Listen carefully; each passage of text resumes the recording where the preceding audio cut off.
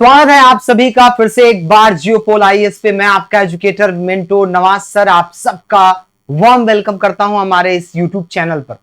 पिछली वीडियो आपने देखी होगी और समझा होगा कि कैसे रामशरण शर्मा के प्राचीन भारत के इतिहास को हमें समझने के लिए उस किताब का इस्तेमाल करना है, क्योंकि अक्सर बच्चे किताबें खरीद लेते हैं, किताबों को खरीद करके एक पोथी बना लेते हैं और फिर समझ नहीं पाते इसे पढ़ना भी है या नहीं पढ़ना है। और अगर नहीं पढ़ पाते हैं तो फिर बाकी लोगों को दिखाने में उसका इस्तेमाल किया जाता है कि मैं यूपीएससी की प्रिपरेशन करता हूं और इतनी सारी किताबें पढ़ता हूं, हालांकि वह उसका 2 पेज भी सही से नहीं समझ पाते।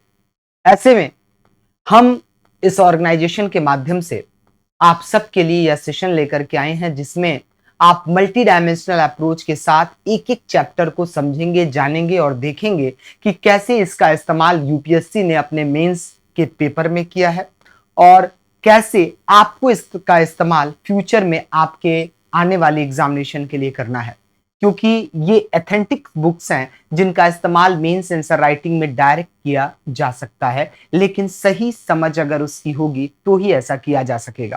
पहला चैप्टर आपने देख लिया था, दूसरा चैप्टर आपके सामने है जिसकी हेडिंग है प्राचीन भारतीय इतिहास के आधुनिक लेखक। आप कहेंगे सर ये लेखकों से संबंधित भी कोई प्रश्न वगैरह आता है क्या? नहीं, लेखकों के संबंध से तो कोई प्रश्न नहीं आता, लेकिन लेखकों के विचारों से संबंध में जरूर प्रश्न आए हैं। जैसे आखिर चीनी यात्री और अरब यात्रियों के वृत्तांत से भारतीय प्राचीन इतिहास के बारे में क्या पता चलता है?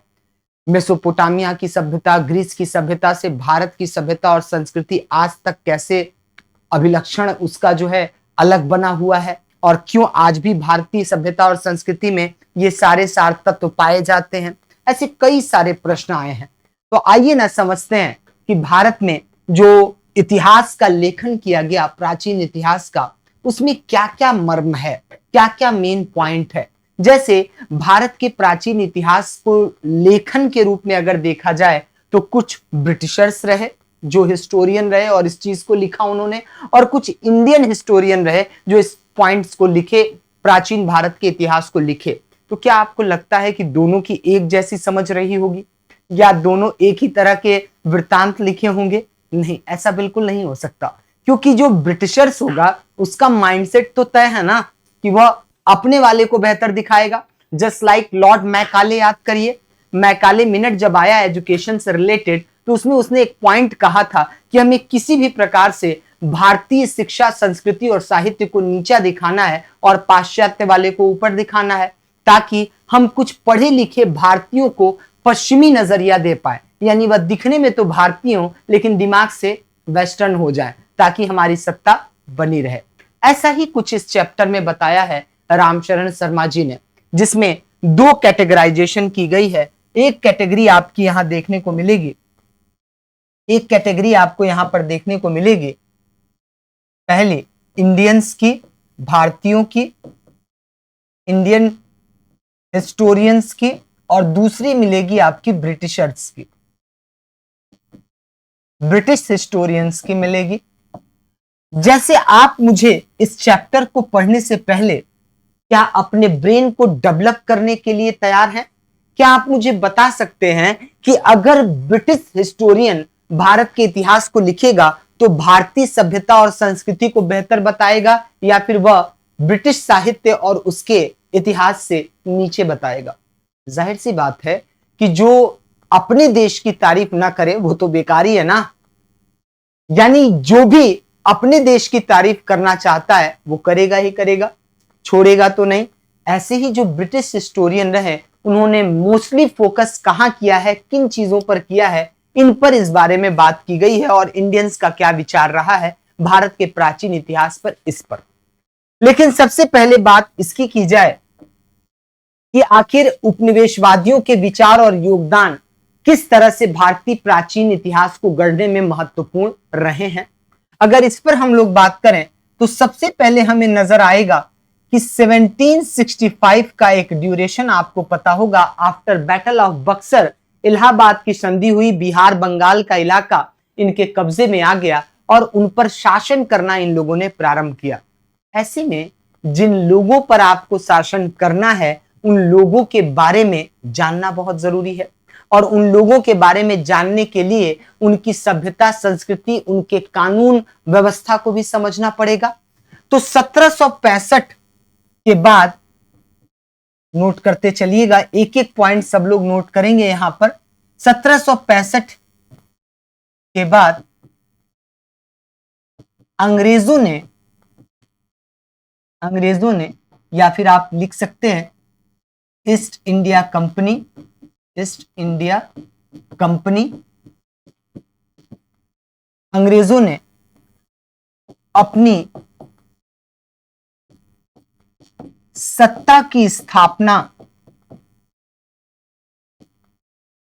करने तथा उसे कायम रखने के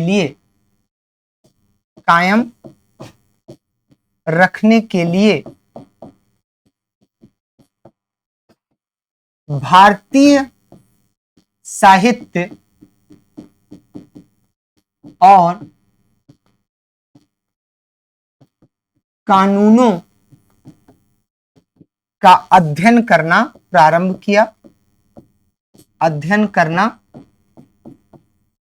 किया। क्योंकि हम जिनको शासित करने जा रहे हैं और जो हमसे शासित होंगे उनके बारे में जानने के लिए हमें उनके द्वारा फॉलो की जाने वाली किताबों को भी समझना होगा।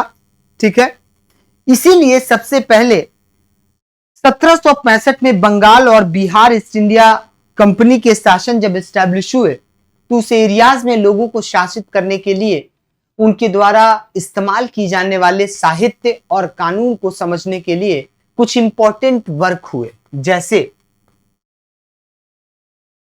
सबसे फेमस किताब कौन सी है जो प्राचीन काल से कानून की किताब समझी जाती है? वह है आपका मनुस्मृति।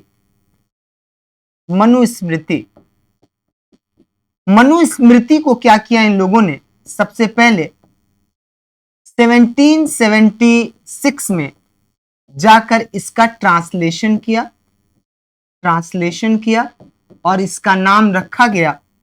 क्या आप बता सकते हैं कमेंट बॉक्स में कि इसका क्या नाम रखा गया होगा? इसका नाम रखा गया a code of Gentoo laws. A code of Gentoo laws. और इसके माध्यम से वह बिहार, बंगाल के इलाके में रहने वाले लोगों को शासित करना चाहते थे और समझना चाहते थे कि उनकी सभ्यता, संस्कृति किस तरह से अलग अलग दायित्वों से, अलग अलग कर्तव्यों से और अलग अलग नियमों से जुड़ी हुई है, ताकि वह उन पे अच्छे तरीके से शासन कर पाए। क्योंकि जिस समाज पे आपको शासन करना है उस समाज के बारे में आपको जानना पड़ेगा, उसकी कमियों को पहचानना पड़ेगा, तभी तो आप बता पाएंगे कि हम सुपीरियर हैं और तुम इंफीरियर हो। ठीक है, तो यही काम अंग्रेजों ने किया। इस किताब का अनुवाद करके इसका अध्ययन करना शुरू किया और दीवानी न्यायालयों में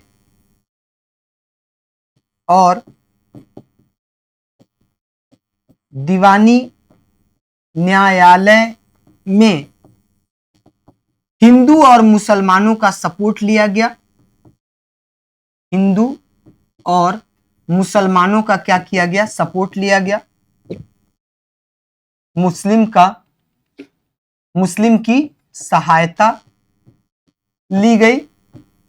ठीक है, जो जज हुआ करते थे, फैसला दिया करते थे, जैसा कि आप जानते हैं 1773 का जो रेगुलेटिंग एक्ट आया था उसमें बंगाल के लिए एक सुप्रीम कोर्ट एस्टैब्लिश करने की बात की गई थी।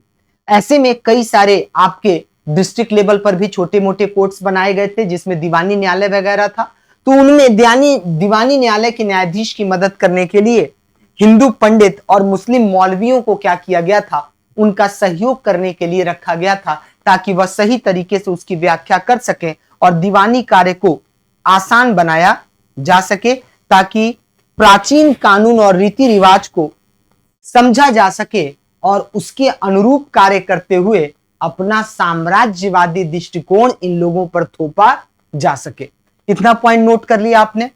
इतना पॉइंट नोट कर लिया? ठीक है,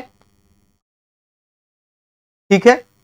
इसी रीति रिवाज को समझने के लिए और प्राचीन सभ्यता और संस्कृति में भारत के अंदर क्या चीजें छिपी हुई हैं, इस पे रिसर्च करने के लिए कुछ ऑर्गेनाइजेशन भी स्टैब्लिश की गई। ठीक है, कुछ ऑर्गेनाइजेशन भी क्या किया गया, स्टैब्लिश किया गया। जैसे 1784 में, आइए इसको पहले हम लोग इरेज कर देते हैं। ठीक है, इसे इरेज कर दिया जाए।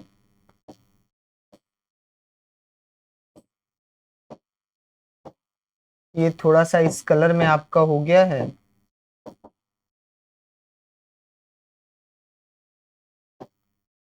पीछे चलते हैं हम लोग। ठीक है, इसे इरेज कर दिया मैंने। आइए,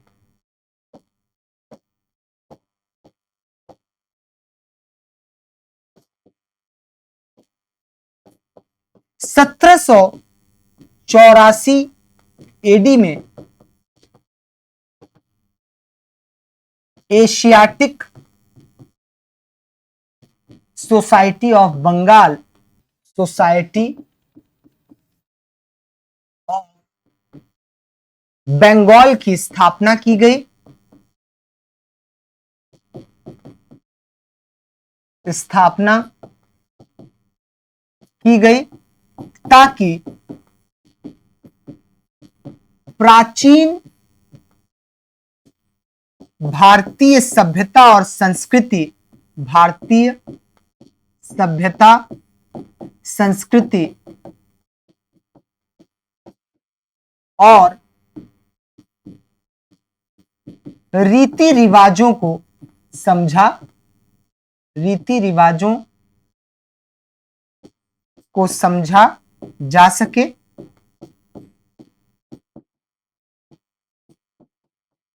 जिसके लिए कुछ अन्य संस्थाएं भारत और ब्रिटेन में बनाई गई, भारत और ब्रिटेन में स्थापित की गई।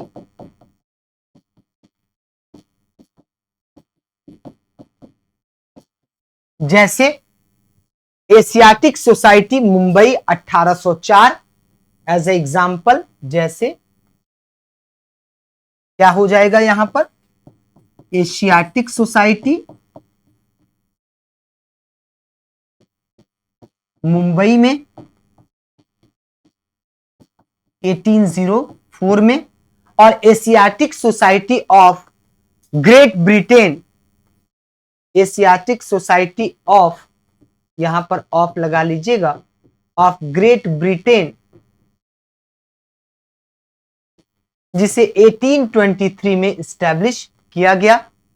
और इसका प्रमुख कार्य था कि प्राचीन भारत की सभ्यता संस्कृति का विश्लेषण किया जाए, उसके साहित्य का अध्ययन किया जाए और प्राचीन साहित्य का ट्रांसलेशन किया जाए इंग्लिश में, ताकि लोग पढ़ें लिखें समझें और उसका इस्तेमाल, उनकी कमियों का इस्तेमाल करके अपने आप को सुपीरियर और भारतीयों को इंफीरियर महसूस कराएं, ताकि उन पर शासन करना आसान हो सके। क्योंकि एक महान दार्शनिक का कहना है कि अगर किसी पर शासित होना है तो उसको सबसे पहले, तुम कमजोर हो, तुम आगे नहीं बढ़ सकते, तुम्हें सहायता की जरूरत है, इसका एहसास कराना पड़ता है। और अगर उसको यह एहसास तुमने करा दिया तो तुम उस पर शासन करने के लायक बन जाते हो। और यही कुछ काम किया अंग्रेजों ने। इन ऑर्गेनाइजेशंस के माध्यम से उन लोगों ने कई सारी इंपॉर्टेंट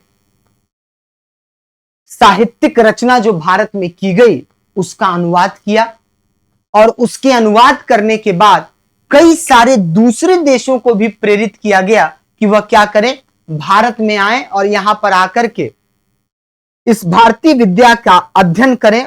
और उसमें एक गहरी रुचि दिखाई गई, जिसके लिए इंग्लैंड में होड़ मच गई संस्कृत को समझने और जानने के लिए। क्योंकि भारत के प्रारंभिक जो महाकाव्य थे, वेद और पुराणास थे, ये संस्कृत निष्ठ थे, तो संस्कृत को पहले समझना पड़ता था। और इसके लिए इंग्लैंड वगैरह में आपके चेयर्स, आचार्य पद स्थापित किए गए थे। भारत में भारतीय विद्या के अध्ययन को आगे बढ़ाने के लिए सबसे इंपॉर्टेंट जो व्यक्ति रहे हैं, हिस्टोरियन रहे हैं, जिनका बड़ा प्रमुख रोल रहा है, वो जर्मनी के मैक्स मूलर जी रहे हैं। तो ये वाला हम लोग एडिट करते हैं पहले, ठीक है, ये वाला हम लोग क्या करते हैं, एडिट कर लेते हैं, ठीक है। ये यहां से पूरा एडिट हो जाएगा। Slide to clear page.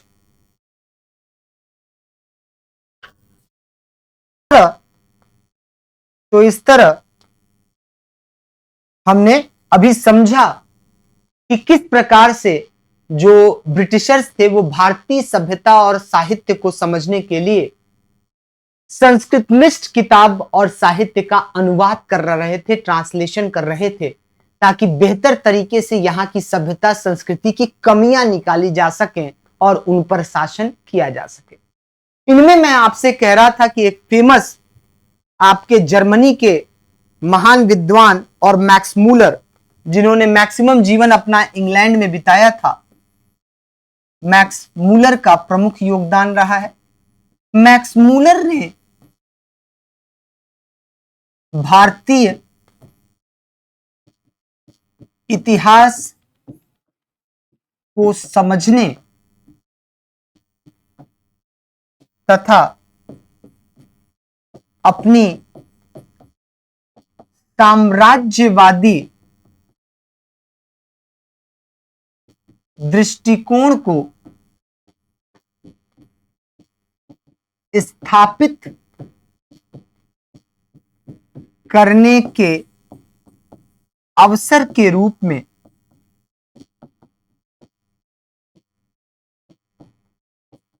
भारतीय साहित्यिक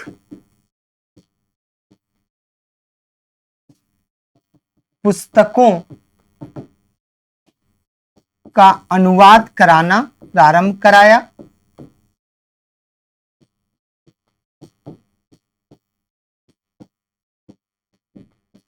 ठीक है, और इसके लिए उन्होंने अपनी एक प्राचीन ग्रंथ sacred books of east series, ठीक है, sacred books of east series launch की, जिसे कई खंडों में लॉन्च किया गया। कई खंडों में इसे क्या किया गया, प्रकाशित किया गया, लगभग 5 खंडों में। और इस सीरीज में कई सारे चीनी और ईरानी ग्रंथों को भी शामिल किया गया, उनका अध्ययन भी यहां पर सम्मिलित किया गया था, जिसके माध्यम से यह समझाने का प्रयास किया जा रहा था कि चाइना और ईरान तथा भारत की जो सभ्यता और संस्कृति है, उनमें भारत में कौन सा ऐसा पॉइंट है जो इनमें नहीं है, और इनमें कौन सा ऐसा पॉइंट है जो भारत में नहीं है। और फाइनली ये ऐसे लूप होल्स को तलाशना चाहते थे, कमियों को तलाशना चाहते थे, जिससे इनकी साम्राज्यवादी नीतियों का पालन किया जा सके और ईस्ट इंडिया कंपनी को और लंबे समय तक इस्टेब्लिश किया जा सके, जिससे फाइनली ईसाई मशीनरी भी आए तो वह भारत में आकर ईसाई धर्म फैलाने के लिए उससे पहले भारतीय साहित्य धार्मिक ग्रंथों का अध्ययन करते और उनकी कमियों को तलाश करके उनकी कुरीतियों और सामाजिक अव्यवस्था पर प्रहार करके दावत देते कि आप आइए ईसाई धर्म को अपना लीजिए, तो हम आपको टैक्स में छूट दे देंगे, हम आपकी जमीन पर लगान नहीं लगाएंगे, हम आपको परेशान नहीं करेंगे। लैक्स लोकी एक्ट, जिसमें कहा गया कि अगर आप ईसाई धर्म अपना लेते हैं तो सरकार आपके प्रति रवैया बहुत नरम अपनाएगी, जिसके लिए 1813 के चार्टर एक्ट में इजाजत दी गई थी। आगे चलकर ईसाई मशीनरी भारत में आ सकते हैं, ईसाई धर्म का प्रचार प्रसार करते हैं, जिसको आगे 1833 में क्या कर दिया गया, 1833 में कर दिया गया कि अब वो यहां रह भी सकते हैं, अपना निवास स्थान भी बना सकते हैं। तो ऐसे में मैक्स मूलर साहब की जो किताब थी sacred books of east series, इसकी एक लंबी श्रृंखला निकाली गई और इसके अध्ययन के माध्यम से कुछ निष्कर्ष निकाले गए और इस पर कई सारी लंबी चर्चाएं हुई। जैसे ये जो व्यू हम लोग अभी पढ़ रहे हैं, यह ब्रिटिशर्स का व्यू है भारतीय इतिहास का। दो व्यू आपको पढ़ना है, स्टार्टिंग में मैंने बताया था। पहला व्यू है आपका ब्रिटिशर्स का व्यू, ईस्ट इंडिया कंपनी का व्यू, और दूसरा आपका भारतीय इतिहासकारों का व्यू। तो अभी जब यहां तक हम पहुंचे हैं, तो आखिर इस सेक्रेड बुक्स ऑफ इस सीरीज के क्या डायमेंशन निकलते हैं और किस तरह से भारतीय सभ्यता और संस्कृति को इसमें समझाया गया है, तो आइए इसके बारे में थोड़ा सा बात कर लेते हैं। ठीक है,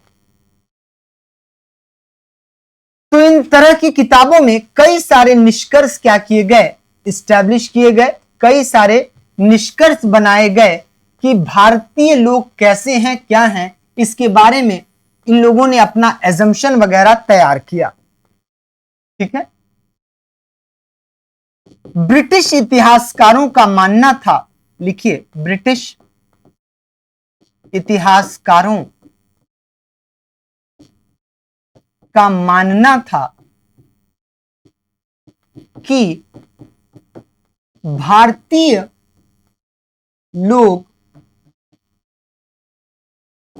कभी सभ्य नहीं थे, कभी सभ्य नहीं थे, कभी भी सभ्य नहीं थे। दूसरा, इन्हें स्वशासन का ज्ञान नहीं है, स्वशासन की आदत नहीं है, यानी इन पर हमेशा से कोई शासन करता आया है, इन पर हमेशा से कोई शासन करता आया है। ऐसे में वह यह बात स्थापित करना चाहते थे कि प्राचीन काल के लोगों को अपनी सभ्यता के बारे में पता ही नहीं है, कालक्रम के बारे में नहीं पता, तिथियों के बारे में नहीं पता। इसके साथ ही नोट करते चलिएगा, उनका मानना था कि भारतीय लोगों को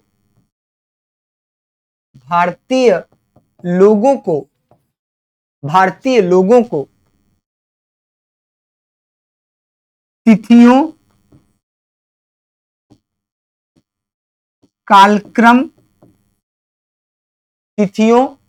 कालक्रम नोट करते चलिएगा सारे लोग। ठीक है, का कोई बोध नहीं था। ठीक है, तिथियों का कोई बोध नहीं था, इतना नोट कर लीजिए पहले। ठीक है, ब्रिटिश इतिहासकारों का मानना था कि भारतीय लोग कभी सभ्य नहीं थे, उन्हें स्वशासन की आदत नहीं थी। ठीक है, नहीं थी, यानी इन पर हमेशा से कोई शासन करता आया है। इसके साथ ही उनका मानना था कि भारतीय लोगों को तिथियों, कालक्रम का कोई बोध नहीं था। ठीक है, क्लियर है? चलिए आगे नोट करते हैं।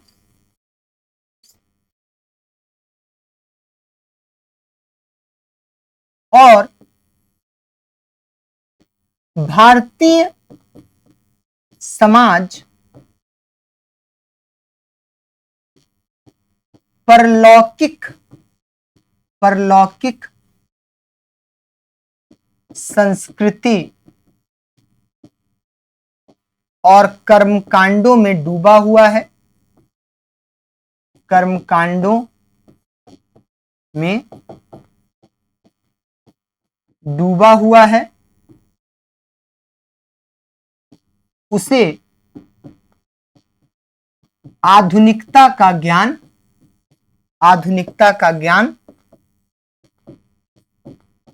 नहीं है, अतः उन पर शासन शासन स्थापित करके हम उन्हें सभ्य ही बना रहे हैं। ठीक है, समझ में आया आपको? यानी उन्होंने बड़ी चालाकी से क्या किया, पहले तो भारतीय साहित्य, सभ्यता और समाज के बारे में जाना समझा, उनकी कुरीतियों को देखा। जातिगत भेदभाव है, यहां पर अलग अलग उच्च जाति निम्न जाति के बीच कॉन्फ्लिक्ट बना हुआ है। यह लोग परलौकिक में ज्यादा डूबे हुए हैं, आधुनिकता में कोई ध्यान नहीं है। यहां कोई सुप्रीम पावर नहीं है, सब आपस में बटे हुए हैं और अलग अलग एरिया के लिए लड़ रहे हैं। कोई एक मतलब यूनिटी नहीं है इनके अंदर कि एक यूनाइटेड होकर किसी एक देश के लिए बात करें, बल्कि अपने एरिया को ही बचाना चाहते हैं। ऐसे में इन लोगों ने समझा कि इनके ऊपर शासन स्थापित करने के लिए इन सब बातों का प्रमाण जब हम देंगे तो वो जनता भी स्वीकार कर लेगी कि नहीं, यही हमारे माई बाप है और यही हमें सभ्य बना सकते हैं। ठीक है, क्लियर है? इतना पॉइंट समझ गए? ठीक है,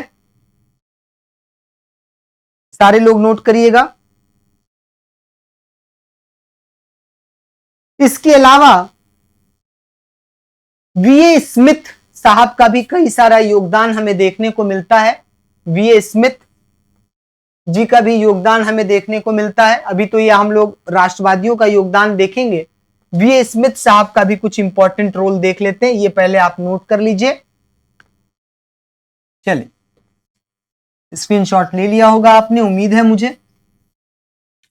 अब इससे पहले कि मैं वीए स्मिथ साहब का व्यू बताऊं, चलिए पहले वीए स्मिथ साहब का व्यू बता देते हैं हम आपको। ठीक है, वीए स्मिथ एक फेमस हिस्टोरियन रहे। वीए स्मिथ, वीए स्मिथ का मानना था कि भारतीय लोगों को, ठीक है, भारतीय लोगों को, भारतीय नोट करते चलिए, सारे लोग नोट करिएगा। ठीक है, भारतीय लोगों को पहले से कभी भी किसी राजनीतिक एकता का अनुभव नहीं रहा है। राजनीतिक एकता का अनुभव नहीं रहा है और उन पर शासन स्थापित करके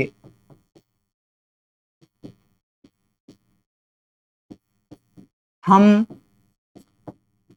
उन्हें एक राजनीतिक स्थिरता प्रदान कर रहे हैं। हम उन्हें एक राजनीतिक स्थिरता प्रदान कर रहे हैं। ठीक है, नोट करते चलिएगा।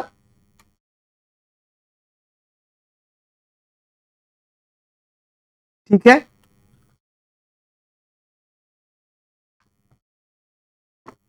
इतना पॉइंट सबने नोट कर लिया।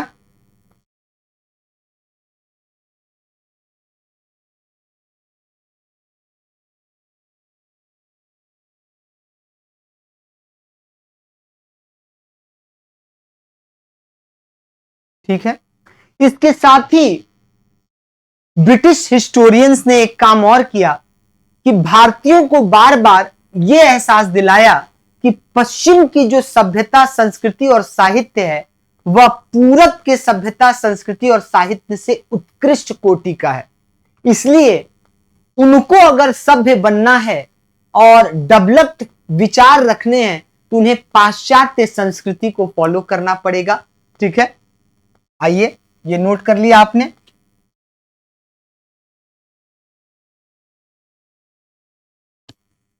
ये नोट कर लिया आपने। अभी मैं आपको मेंस के भी क्वेश्चन करा रहा हूं, देखिएगा कैसे कोरिलेट होगा। इसके साथ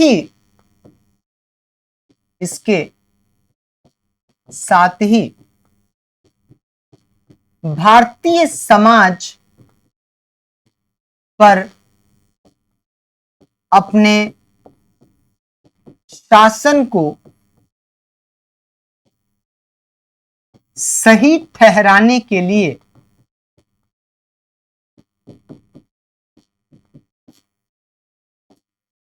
भारतीय साहित्य और समाज को नीचा दिखाने का कार्य प्रारंभ किया गया, जिसमें ब्रिटिशर्स का मानना था, जिसमें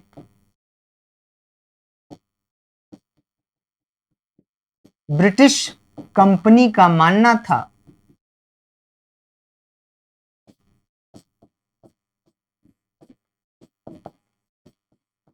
कि हमें भारतीय सभ्यता और संस्कृति में पाश्चात्य सभ्यता का समावेश करना पड़ेगा,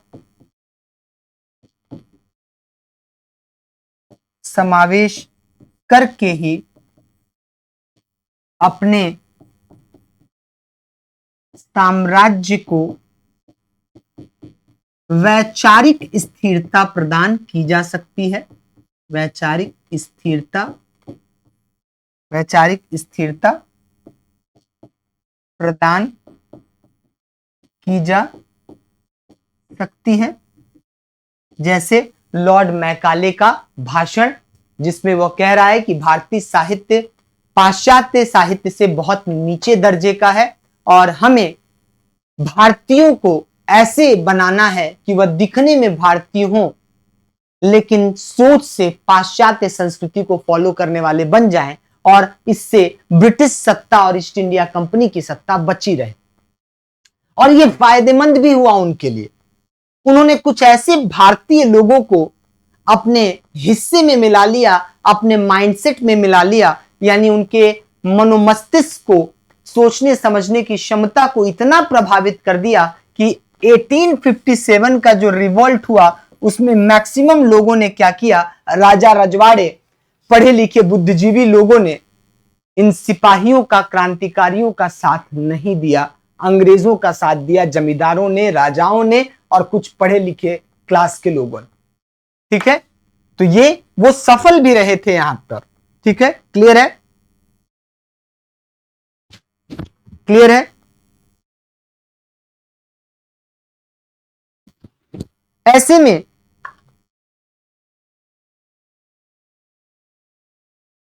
ऐसे में ये पॉइंट नोट कर लिया आपने। चलिए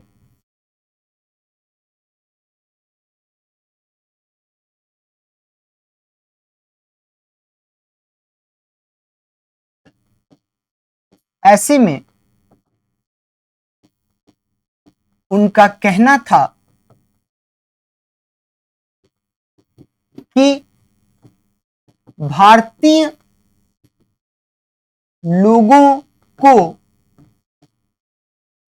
स्वशासन का कोई ज्ञान नहीं है, स्वशासन का कोई ज्ञान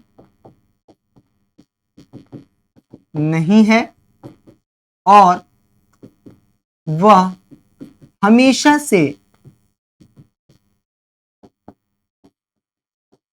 किसी एक शासन के अधीन रहकर ही जीवन व्यतीत करते आए हैं, व्यतीत करते आए हैं, ठीक है, जीवन व्यतीत करते आए हैं और वर्तमान काल में वह अपना शासन खुद नहीं कर सकते और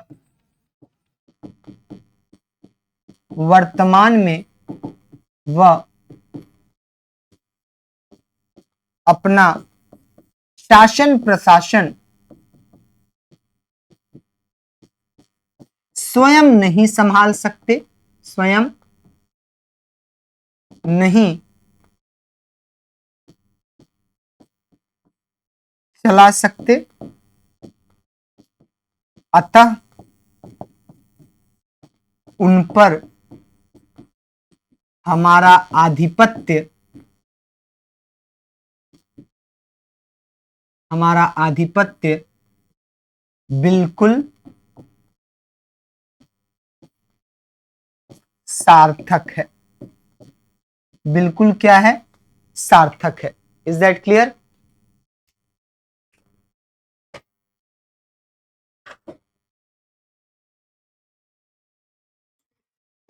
तो इस प्रकार से हमने यहां पर समझने का प्रयास किया कि कैसे ब्रिटिश हिस्टोरियन भारत के इतिहास को तोड़ मरोड़ करके पेश कर रहे थे ताकि भारतीयों की सभ्यता संस्कृति को नीचा दिखा करके वह अपनी सभ्यता और संस्कृति को उनके ऊपर थोप सके और फाइनली अपनी साम्राज्यवादी दृष्टिकोण कर उनको फॉलो करने के लिए मान्यता प्राप्त, एक ढंग से कहा जाता है कि उनके ऊपर मान्यता लागू करने के लिए इन सब चीजों का इस्तेमाल किया जा रहा था ताकि वो ये मान लें अपने बौद्धिक स्तर पर कि हम क्या हैं, पाश्चात्य सभ्यता और संस्कृति से निचले स्तर पर हैं और अगर हमें सभ्य होना है तो इनके शासन को स्वीकार करना पड़ेगा और सब कुछ एक ही आदमी है, वायसराय, वायसराय ऑफ इंडिया, वो जो कहेंगे वही माई बाप हैं। यानी इन ब्रिटिशर्स ने भारतीयों के मन मस्तिष्क में ये बात डाल दी कि हम तुम्हारे ऊपर शासन करने आए हैं क्योंकि तुम सुधरे हुए नहीं थे, तुम्हें सभ्य बनाने के लिए हम लोग आए हुए हैं। यही तो बात आगे चल के स्वतंत्रता संग्राम आंदोलन में कठिनाई पड़ी और बहुत लंबे समय तक 1916 में जब महात्मा गांधी पूरे भारत देश की यात्रा कर रहे होते हैं तो फिर उसके बाद अलग अलग जगहों पर उन्होंने ये समस्याएं देखी, फिर असहयोग आंदोलन हुआ, फिर उसके बाद असहयोग आंदोलन के बाद चौरी चौरा कांड जब हो जाता है तो महात्मा गांधी को एहसास होता है कि अभी भारतीय सही तरीके से अहिंसा की ताकत को नहीं समझे, अभी सही तरीके से अपने रियल दुश्मन को वो नहीं समझ पाए कि उनका रियल दुश्मन ये दरोगा दरोगी जमींदार नहीं है, ये ब्रिटिशर्स हैं, ये क्राउन है जो उनके ऊपर जब तक शासित रहेगा तब तक उनके अधिकार उनको सही तरीके से नहीं मिल पाएंगे। यही काम जब चौरी चौरा कांड के बाद असहयोग आंदोलन वापस लिया गया तो महात्मा गांधी ने जेल जाकर के एक संदेश भेजा जिसमें रचनात्मक कार्यक्रम चलाने के लिए सरदार वल्लभ भाई पटेल और वो सभी लोग जो परिवर्तन नहीं चाहते थे, जिनको गैर परिवर्तनकारी कहा जाता है, उन लोगों ने रचनात्मक कार्यक्रम चलाकर गांव-गांव में लोगों को समझाने का प्रयास किया कि तुम्हारे असली दुश्मन ये दरोगा दरोगी नहीं बल्कि आपके ब्रिटिश सत्ता है और जब तक ये ब्रिटिश सत्ता रहेगी तब तक हमें हमारे अधिकार नहीं मिल सकते और हमेशा हम यहां पर प्रताड़ित किए जाएंगे और हमारे ऊपर अत्याचार होगा। यही कॉन्सेप्ट जाकर के फलित हुआ 1930 में जब आपका सविनय अवज्ञा आंदोलन स्टार्ट होता है नमक सत्याग्रह के थ्रू, तो जो लोग असहयोग आंदोलन में नहीं पार्टिसिपेट कर पाए थे उससे ज्यादा लोग सविनय अवज्ञा आंदोलन में सड़कों पर निकल आए और फिर उसके बाद फिर 10 ईयर और फिर 1942 क्रिप्स मिशन के बाद क्विट इंडिया मूवमेंट पूरा भारत आंदोलन से पट गया। यानी गांधी जी का एक कॉन्सेप्ट था संघर्ष विराम संघर्ष, यानी लगातार संघर्ष नहीं करना है, बीच बीच में तैयारी भी करते चलनी है। ठीक है, तो ये काम किया आपके ब्रिटिश सत्ता और हिस्टोरियंस ने, जिसमें भारतीयों के मन मस्तिष्क में उपनिवेशवादी संस्कृति को बढ़ाने के लिए अप्रोच बढ़ाया। ठीक है, चलिए अब यहां पर हम लोग आगे बढ़ते हैं, आगे बढ़ते हैं और यहां से देखते हैं राष्ट्रवादियों का क्या विचार था। अब राष्ट्रवादी भी कौन है? ये राष्ट्रवादी हिस्टोरियन कौन है? वही जो ब्रिटिश सत्ता के अधीन पढ़े लिखे होंगे। तो ये वो लोग हैं जो ब्रिटिश सत्ता के अधीन रह करके पढ़ाई लिखाई किए। तो उनके सामने दो द्वंद्व हैं। पहला द्वंद्व है कि वो जिस पढ़ाई को पढ़कर आए हैं उनके बारे में बताएं, या फिर भारतीय सभ्यता संस्कृति के ऊपर जो ब्रिटिशर्स ने कटाक्ष किया है उसके बारे में प्रामाणिकता के साथ अध्ययन करते हुए जनता के सामने एक नया प्रारूप रखें, ताकि जनता समझे और एहसास करे कि हमारी सभ्यता और संस्कृति क्या रही है, हमारा कितना विशाल साम्राज्य रहा है, हमारे प्राचीन काल के इतिहास में कैसे कैसे राजा रहे हैं, किन किन एरियाज पर हमारा शासन रहा है, हमारे चोल वंश का क्या इतिहास रहा, हमारे वहां गुप्ता पीरियड कैसा था, हमारा अशोक मौर्यन एम्पायर कैसा था, इसके बारे में उनको पता चले, ताकि वह जान सके कि हम राजनीतिक रूप से कई बार एकाग्र भी थे और एकता भी थी। क्योंकि याद करिए राजेंद्र चोल का ड्यूरेशन, जो पूरे श्रीलंका पर कब्जा कर लेता है, गंगैकोट चोलपुरम की उपाधि लेता है और उसका पूरा इंडियन ओशन पर साम्राज्य है। इसके अलावा समुद्रगुप्त का शासन, सम्राट अशोक, ये सभी ऐसे रूलर्स रहे हैं जिन्होंने भारत को एकता के सूत्र में बांधा, एक सूत्र और एक तरह के शासन प्रशासन को चलाया है, जिसमें कई सारी ऐसी सत्ता रही है जिसमें स्थानीय स्वशासन का प्रमुख स्थान रहा है, जैसे चोल वंश, जहां स्थानीय स्वशासन के लिए इसे जाना जाता है। तो इस द्वंद्व से इतिहासकार गुजरे और उनके सामने यह सबसे बड़ा द्वंद्व था कि भारतीय इतिहास को किस तरह से पेश किया जाए कि वह स्वतंत्रता संग्राम आंदोलन के लिए एक प्रेरक बन सके। वह समाज को सुधारने के लिए नहीं करना चाहते थे, बल्कि वह समाज को बताने के लिए करना चाहते थे कि हमारी सभ्यता और संस्कृति कितनी पुरातन, कितनी विशाल और महान भी रही है। सिर्फ उसमें बुराइयां ही नहीं है, बल्कि कुछ अच्छे तत्व भी उसमें शामिल हैं। इनमें सबसे पहले एक व्यक्ति का नाम आता है राजेंद्र लाल मित्र जी का, जिन्होंने इंडो एरियंस नामक किताब लिखी है। ठीक है, आइए लिखते हैं। राष्ट्रवादियों के समक्ष एक प्रारंभिक चुनौती ये थी, एक प्रारंभिक चुनौती यह थी कि कैसे भारतीय इतिहास का पुनर्निर्माण किया जाए, पुनर्निर्माण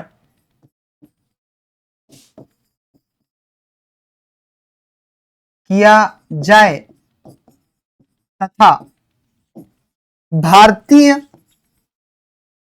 समाज में व्याप्त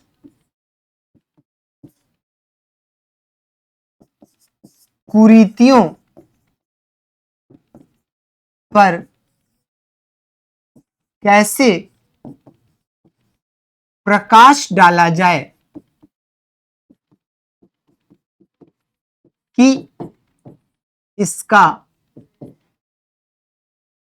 इस्तेमाल प्राचीन भारतीय सभ्यता और इतिहास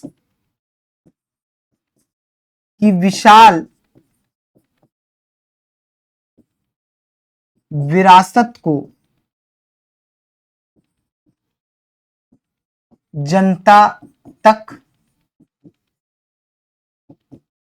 पहुंचाया जा सके पहुंचाया जा सके और स्वतंत्रता संग्राम में मदद की जा सके। ठीक है, स्वतंत्रता संग्राम में मदद की जा सके। Is that clear? समझ गए?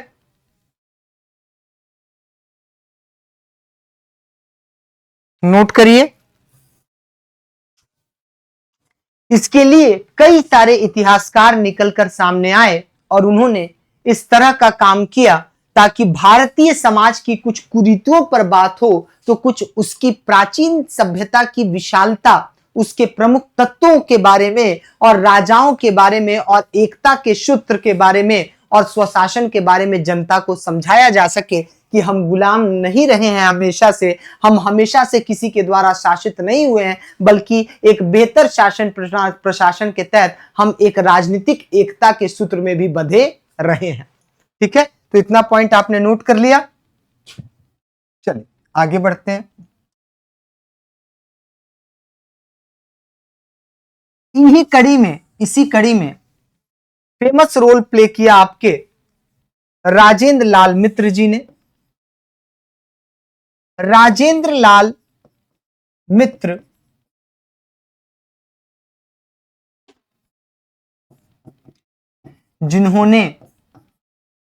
जिन्होंने इंडो एरियंस नामक किताब लिखी है।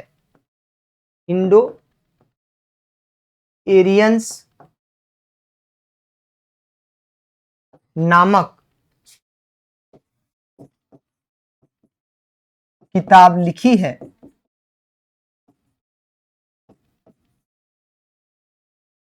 उन्होंने अपने अध्ययन और प्रमाण के साथ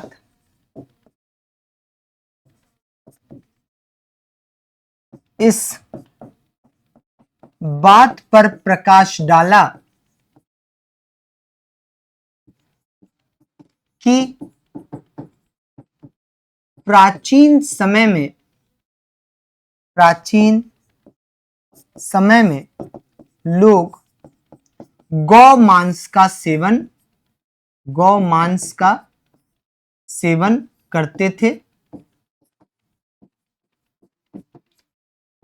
ठीक है, इसके साक्ष्य उन्होंने क्या किए?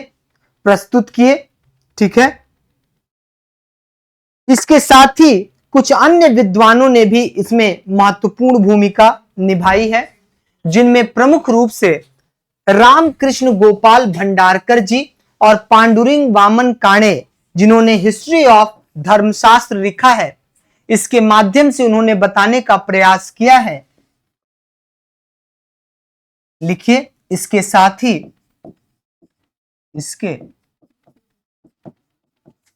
ही आर जी भंडारकर ने सातवाहन कर लीजिएगा, सातवाहन वंश और वैष्णव वंश के शासकों के बारे में विस्तार से समझाया है। ठीक है, जिससे हमें सातवाहन और वैष्णव वंश के बारे में विस्तार से पता चलता है कि उस वक्त सभ्यता और संस्कृति किस प्रकार से आगे बढ़ रही थी। ठीक है, इसके साथ ही ये आपके प्रमुख समाज सुधारक भी थे। विधवा पुनर्विवाह, बाल विवाह का विरोध, ये सारे सामाजिक कार्य भी इन्होंने किए थे। ठीक है, क्लियर है? आइए, आपने नोट कर लिया होगा, आगे बढ़ते हैं। इसके साथ ही आपके पांडुरंग वामन काणे और विश्वनाथ काशीनाथ राजवाड़े, ये बड़े फेमस लोग रहे हैं जिन्होंने संस्कृत की पांडुलिपियां और मराठा इतिहास के स्रोतों को खोजा, गांव-गांव घूमे और कई खंडों में उसे प्रकाशित किया है। ठीक है, तो क्या नाम हो जाएगा आपका? विश्वनाथ काशीनाथ राजवाड़े। विश्वनाथ काशीनाथ राजवाड़े। ठीक है, इन्होंने संस्कृत पांडुलिपियों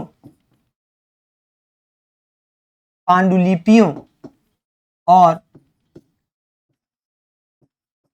मराठा साम्राज्य के बारे में अपने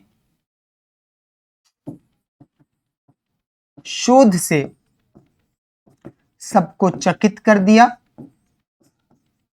सबको चकित कर दिया।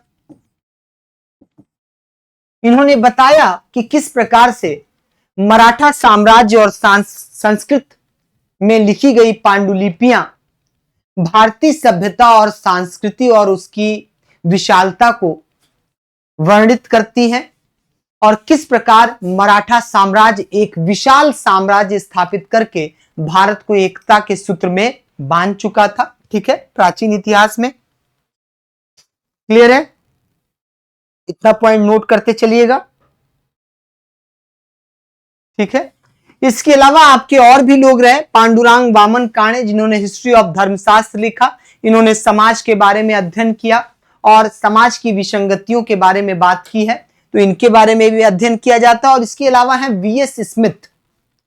वीएस स्मिथ भी प्राचीन भारत के इतिहास में सिकंदर और पोरस की लड़ाई में सिकंदर का ज्यादा वर्णन करते हुए नजर आते हैं और इवन उन्होंने अपनी किताबों का 1/3 पोर्शन क्या किया है? सिकंदर के नाम कर दिया है। यानी पोरस का इंपॉर्टेंट नहीं है, पश्चिम के शासक का इंपॉर्टेंस है। वो पोरस जो इतनी शानदार लड़ाई लड़ा कि सिकंदर उससे खुश हो गया और उसको उसका राजपाट वापस करने पर राजी हो गया। यानी भारतीय इतिहास, सभ्यता और उसके साहस को नीचा गिराना एक प्रमुख उद्देश्य रहा साम्राज्यवादी और ब्रिटिश इतिहासकारों का। और उन्हीं के सामने हमारे राष्ट्रवादी इतिहासकारों के समक्ष यह चुनौतियां थी कि कैसे हम उस छिपी हुई बात को जनता के सामने उजागर करके उनके अंदर स्वतंत्रता और स्वशासन की भावना को जागृत कर सके। और यह काम उन्होंने बहुत अच्छे तरीके से किया भी। अब मेरा प्रश्न यह है कि इस चैप्टर को अगर आपको देखना हो तो आप किस नजरिए से देखना चाहेंगे? क्योंकि इस चैप्टर को मेंस के नजरिए से देखना बहुत ही इंपॉर्टेंट हो जाता है। मेरे पास एक प्रश्न है जो जो आपका जो है ये 2018 जीएस पेपर फर्स्ट का प्रश्न है। मैं यहां लिख रहा हूं, जरा देखिएगा। इसको पहले हम लोग इरेज कर लेते हैं, तब आपको अच्छे से समझ में आएगा। 2018 जीएस पेपर फर्स्ट का एक प्रश्न है। मैं इस प्रश्न को लिखूंगा, आप भी नोट करिएगा, क्योंकि एक एक चैप्टर के साथ क्या प्रीवियस ईयर का कोई क्वेश्चन मैच करता है जो फ्यूचर की तैयारी के लिए एक सिंबॉलिक रूप से हमारे लिए काम आ सके, तो मैं आपको बताऊंगा। आइए, 2018 जीएस पेपर फर्स्ट का एक प्रश्न है, पूछ रहा है कि भारत के इतिहास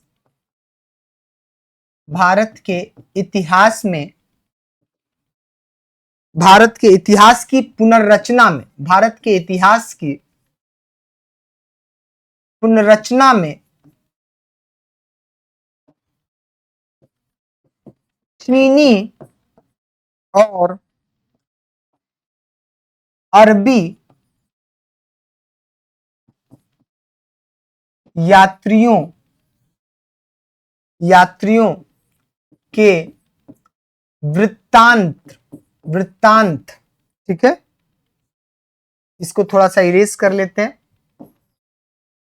चीनी यात्रियों के वृत्तांतों वृत्तांतों के महत्व का आकलन कीजिए। ये हो गया आपका 2018 का प्रश्न। ठीक है, 2018 का प्रश्न हो गया आपका। क्लियर है? 2018 का प्रश्न हो गया आपका। इसके बाद एक प्रश्न मेरे पास और है। ये प्रश्न है आपका, ये प्रश्न है आपका 2020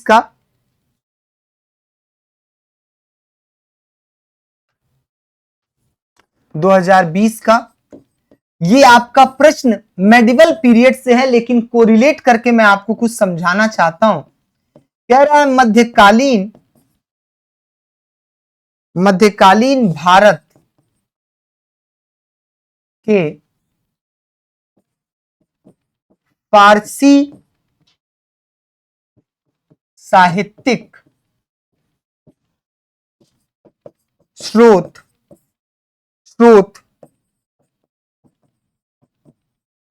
उस काल के युगबोध का प्रतिबिंब है। टिप्पणी कीजिए। और भी कई सारे मेरे पास प्रश्न हैं। अगर मैं यहां पढ़ना चाहूं तो और भी कई सारे मेरे पास प्रश्न अवेलेबल हैं जो मैं यहां शामिल कर सकता हूं, लेकिन मैं इन दो प्रश्नों पर ही आपसे बात करना चाहता हूं। यह प्रश्न कह रहा है कि भारत के इतिहास की पुनर्रचना में चीनी और अरबी यात्रियों के वृत्तांतों के महत्व का आकलन कीजिए। अगर 2018 में चीनी और अरबी यात्रियों के वृत्तांतों का महत्व पूछ रहा है, तो क्या फ्यूचर में कभी ऐसा प्रश्न बन सकता है क्या जो इस प्रकार हो? मैं आगे की स्लाइड बढ़ा लेता हूं और यहां लिख देता हूं, अभी हेडिंग छोड़ दीजिएगा। फ्यूचर में अगर प्रश्न बनना हो, फ्यूचर का अगर क्वेश्चन बनना हो इस पर, तो कैसे बनेगा? फ्यूचर में अगर इस पर प्रश्न बनना हो तो कैसे बनेगा? फ्यूचर में अगर इस पर प्रश्न बनना है तो प्रश्न बन सकता है आपका पाश्चात्य इतिहासकार और राष्ट्रवादी इतिहासकारों, पाश्चात्य इतिहासकारों और राष्ट्रवादी इतिहासकारों के बीच भारतीय प्राचीन इतिहास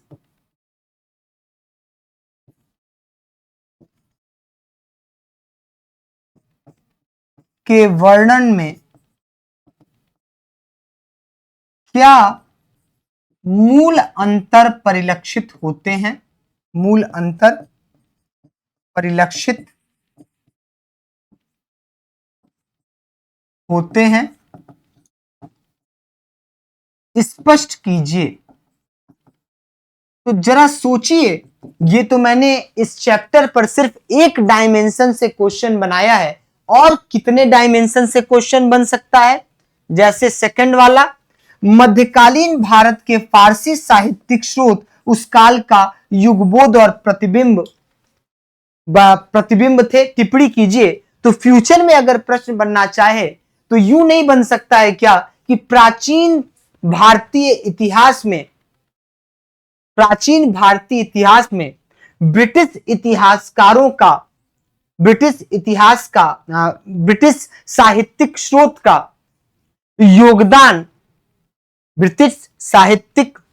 का योगदान कितना भारतीय इतिहास को बेहतर तरीके से परिलक्षित करता है या समझाता है? क्या इस तरह प्रश्न बन सकता है? या फिर इसका प्रारूप इस तरह आ सकता है कि प्राचीन भारतीय इतिहास में ब्रिटिश इतिहासकारों के द्वारा दी गई सूचना या तथ्य भारतीय इतिहासकारों से मेल नहीं खाते? आकलन कीजिए। तो आप कैसे उसके बारे में बताएंगे? जब आप इस चैप्टर को अच्छे से अध्ययन करेंगे तो उसके बारे में विस्तार से आप बता पाएंगे। ठीक है, क्लियर है? इतना पॉइंट समझ गए सारे लोग? ठीक है,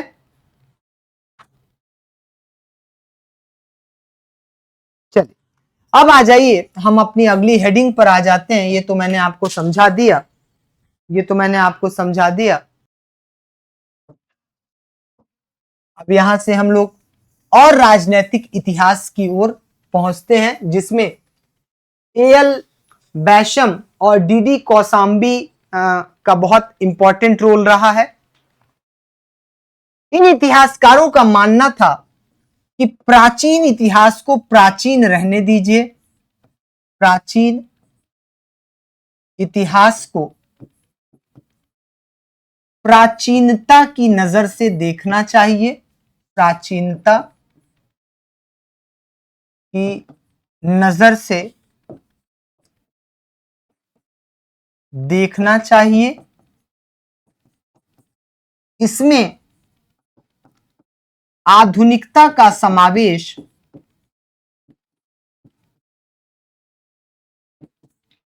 निरर्थक है, अतः सिर्फ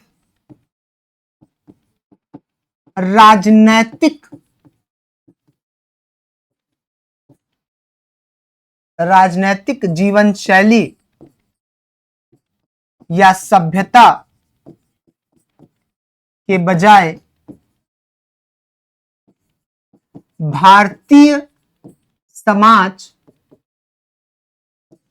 उसकी संस्कृति,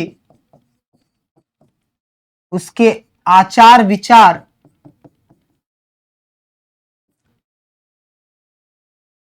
और उसमें व्याप्त कुरीतियां, उसमें व्याप्त कुरीतियां आदि पर भी विशेष ध्यान दिया जाना चाहिए।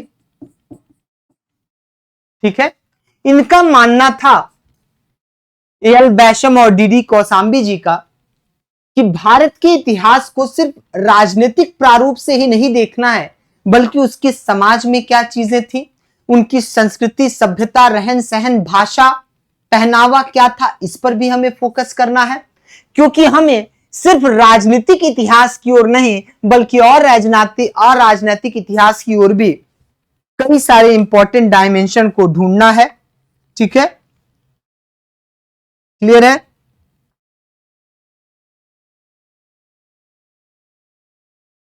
ठीक है, लेकिन कई बार कुछ लेखक दुर्भाग्यवश इतिहास में कई बार धर्म को ढूंढने लगते हैं और धर्म के आधार पर इतिहास को बांटने का या फिर वर्तमान में राजनीतिक रोटियों को सेकने के लिए इसका इस्तेमाल किया जाता है। तो मैं उन सब से कहना चाहूंगा कि इतिहास को इतिहासकारों के लिए ही रहने दिया जाए, राजनीतिक समावेश करके उसे दूषित न किया जाए तो अच्छा होगा। क्योंकि वो लोग जो अपने आप को महान समझते थे और अलग अलग किसी एक आइडियोलॉजी को फॉलो करते थे, उनके पास भी सबसे ज्यादा किसी दूसरे धर्म के सेनापति हुआ करते थे और किसी दूसरे धर्म का साम्राज्य में, प्रशासन में बहुत सारे लोगों को शामिल किया जाता था। तो ये इतिहास है, एक व्यक्ति दूसरी जगह आक्रमण कर रहा है तो अपनी जगह पर वह अपने ही एरियाज के किसी मंदिर को क्या कर रहा है, चंदा दे रहा है। ऐसे कई सारे इतिहास के साक्ष्य मिलते हैं हमारे वहां। ठीक है, जबकि जितने भी ये इतिहास के प्रारूप हैं और हिस्टोरियन जो इस पे काम करते हैं, उनका मेन प्रारूप होता है, मेन काम होता है कि वह अपने विचारों को भी थोपने का कभी कभी प्रयास करने लगते हैं, जो इतिहास को विचलित कर देता है थोड़ा। ठीक है, तो इस चैप्टर में यही सारी बातें समझाने का प्रयास किया गया है कि प्राचीन भारत के इतिहास को किस नजरिए से देखना चाहिए और समझना चाहिए। अब इसमें आपने एशियाटिक सोसाइटी ऑफ बंगाल, जिसको 1784 में स्टैब्लिश किया गया, इसके बाद अभिज्ञान शाकुंतलम वगैरह की बात की गई है, जिसका ट्रांसलेशन किया गया ताकि उसके बारे में जाना जा सके। इसके बाद अन्य कई सारी किताबों के ट्रांसलेशन के बारे में इसमें विश्लेषण किया गया है। ठीक है, किताबों का विश्लेषण किया गया है, जैसे भगवत गीता वगैरह, जिनका विलिकन्स ने क्या किया था, आपका अनुवाद किया था, तो उसके बारे में भी बताया गया है। ठीक है, तो इसी तरह विलियम जोन्स जो थे आपके, वो अभिज्ञान शाकुंतलम का अनुवाद किए थे, उसके बारे में भी यहाँ पर प्रकाश डाला गया है इस चैप्टर में। ठीक है, कि विलियम जोन्स ने किस तरह अभिज्ञान शाकुंतलम का अनुवाद किया ताकि उसका भी अध्ययन करके भारतीय समाज को समझ सके। मतलब टोटल अगर एक समरी लें इस चैप्टर का, तो हम ये कह सकते हैं कि किस प्रकार से भारतीय समाज, सभ्यता और संस्कृति को देखने का नजरिया ब्रिटिश हिस्टोरियन का अलग था और भारतीय हिस्टोरियन का अलग था। भारतीय हिस्टोरियन ने जहां पोरस को प्रधानता दी, विष्णुगुप्त, समुद्रगुप्त, इनको प्रधानता दी, तो वहीं सम्राट अशोक के बारे में बात की, चोल वंश के बारे में बात की, जो भारत को एक राजनीतिक सूत्र में बांधते हैं और भारत पर एक बेहतर शासन प्रणाली स्टैब्लिश करने में प्रमुख रूप से भूमिका निभाते हैं। तो ये जो कहना था ब्रिटिश हिस्टोरियन का कि भारतीय लोग हमेशा शासित होते आए हैं, इनका किसी पर शासन नहीं है, यह मिथक था, क्योंकि भारतीयों ने एक लंबा साम्राज्य, सेल्यूकस निकेटर को चंद्रगुप्त मौर्य ने हराकर दिलमुल माकुन का इलाका, इसके अलावा बेटा दिलमुल माकुन कह रहा हूं मैं, आपका काबुल, फारस, हेरात, कंधार, इन सभी इलाकों पर उसके कब्जे थे। उसने सेल्यूकस निकेटर की बेटी कार्नेलिया से विवाह कर लिया। इसके अलावा सम्राट अशोक, उसके अलावा गुप्ता पीरियड, ये लोग अपने साम्राज्य का मैक्सिमम विस्तार कर चुके थे। तो ऐसे में यह कहना कि भारतीय लोग सिर्फ शासित होते आए हैं, कभी शासन का इनका अनुभव नहीं रहा है, यह एक मिथक था, जिसको भारतीय लोगों ने जाना, समझा और फिर भारतीय लोगों को इसकी संदेश जब मिली, तो फाइनली यही काम जो है आपके फ्यूचर में, यही स्रोत काम आएंगे जो भारतीय लोगों को मोटिवेट करेंगे अपनी पुरातन सभ्यता और संस्कृति को जानकर वहां पर हर्ष की अनुभूति होगी और लोग स्वतंत्रता की चेतना से भर जाएंगे और उसके लिए निरंतर प्रयास करेंगे और स्वतंत्रता संग्राम सेनानियों का सहयोग करेंगे। तो इस चैप्टर में कुछ पॉइंट ऐसे हैं जो प्रीलिम्स वाले थे, जो डायरेक्ट मैंने आपको बता दिया, जैसे अभिज्ञान शाकुंतलम का ट्रांसलेशन किया गया विलियम जोन्स के द्वारा। इसके अलावा भगवत गीता का विलिकन्स ने किया था आपका, ठीक है, अनुवाद किया था भगवत गीता का। तो ये आपके कुछ प्रीलिम्स के इंपॉर्टेंट फैक्ट थे जिसको आपको जानना था, ठीक है। और मेंस के जितने इंपॉर्टेंट फैक्ट हो सकते हैं और जो पीवाईक्यू था जीएस पेपर फर्स्ट का 2018 और 20 का मैंने आपको बताया, तो उस तरह से भी क्वेश्चन फॉर्मेशन हो सकते हैं और फ्यूचर में क्वेश्चन बनाए जा सकते हैं। तो आज के इस सेशन में इतना ही। उम्मीद है जितने भी पॉइंट पर हम लोगों ने डिस्कशन किया है आप उसको अच्छे से समझेंगे, देखेंगे, जानेंगे और प्रीवियस ईयर के क्वेश्चन की जो एनालिसिस की है मैंने, उसके आधार पर फ्यूचर की प्लानिंग भी आप बनाएंगे कि फ्यूचर में कैसे क्वेश्चन बन सकते हैं हमारे ऐतिहासिक स्रोतों के आधार पर। तो इजाजत दीजिए अपने नवाज सर को, मिलते हैं अगले चैप्टर के साथ एक नए एपिसोड में। तब तक के लिए देखते रहिए जियोपोल आईएएस और अब तक सब्सक्राइब नहीं किया तो जरूर कर दीजिए। सावधानी हटी, दुर्घटना घटी, ऐसी क्लासेस आपसे छूट सकती है। जय हिंद।